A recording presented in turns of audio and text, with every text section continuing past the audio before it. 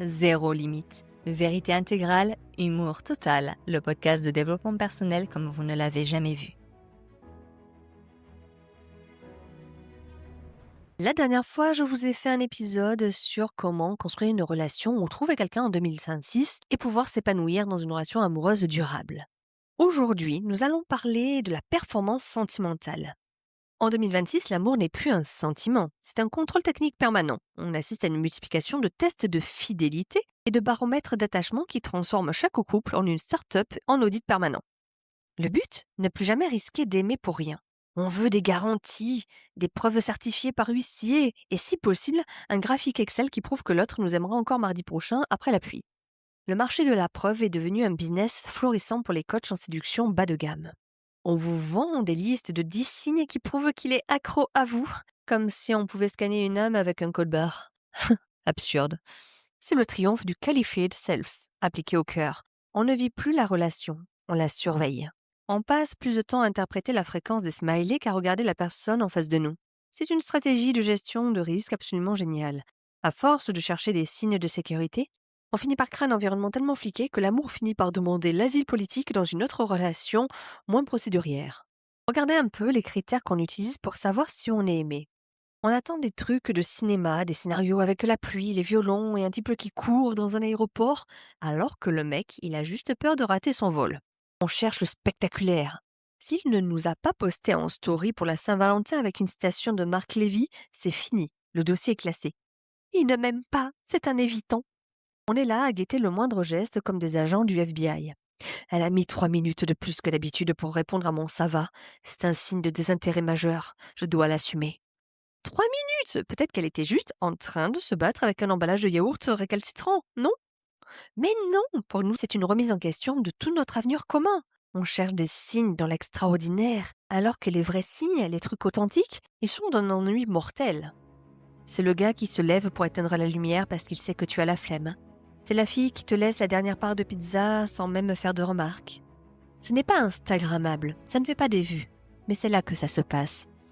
On veut du caviar émotionnel tous les jours et on ne voit même pas qu'on nous sert le petit déjeuner au lit depuis 3 ans. Cette situation est due à la fâcheuse tendance à confondre l'amour avec un épisode de feuilleton de l'après-midi. On veut que ça brille, on veut que ça tremble.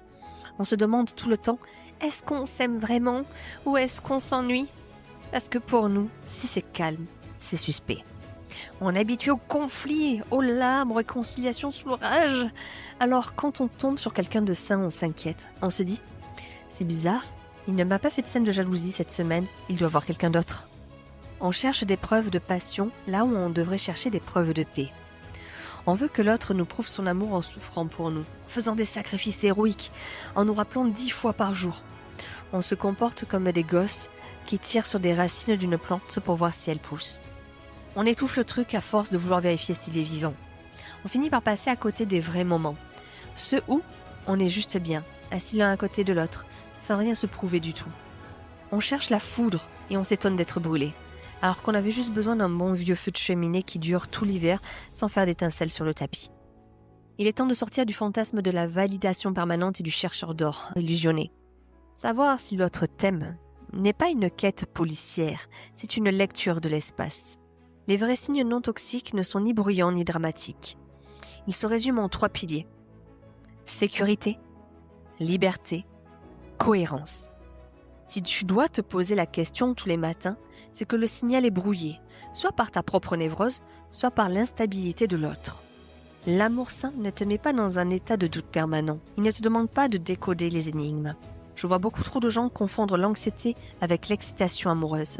Si ton cœur bat fort parce que tu as peur de la réaction de l'autre, ce n'est pas de l'amour, chérie.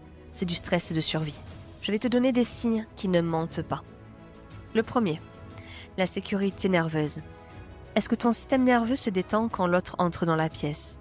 Quelqu'un qui t'aime crée un climat où tu n'as pas besoin de porter un masque ou de surveiller tes paroles.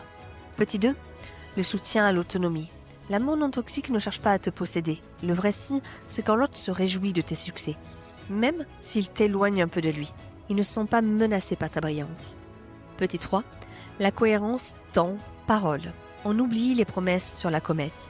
Le signe, c'est la fiabilité. Est-ce qu'il fait ce qu'il t'a dit? Est-ce qu'elle est là quand elle a dit qu'elle serait là? L'amour, c'est une suite d'actions prévisibles. Petit 4, l'espace pour ton moche. Ouais, c'est bizarre, mais c'est vrai. Est-ce que tu peux être fatigué, grincheux, grincheuse, injuste ou en échec devant l'autre sans qu'il ne remette en question la relation? L'amour, c'est quand ton pire ne fait pas fuir l'autre, quand les défauts de chacun ne soient pas un défaut pour l'autre. Alors arrête de chercher des signes et commence à observer les faits. L'amour n'est pas une émotion qui flotte dans l'air, c'est un comportement concret. Si l'autre respecte ton temps, ton espace et tes limites, il t'aime. Si l'autre te permet d'être plus toi-même plutôt qu'une version corrigée de toi, elle t'aime. La prochaine fois que tu douteras, demande-toi, est-ce que cette relation me rend plus puissant, plus puissante, ou plus anxieux ou plus anxieuse? Et la réponse est là. La souveraineté et l'amour, c'est de ne plus avoir besoin de preuves parce que la réalité suffit. L'amour qui sauve est celui qui ne fait pas de bruit, qui se contemple, s'accueille et se respecte. Pensez à vous abonner et à liker et moi je vous retrouve très vite pour de prochains épisodes.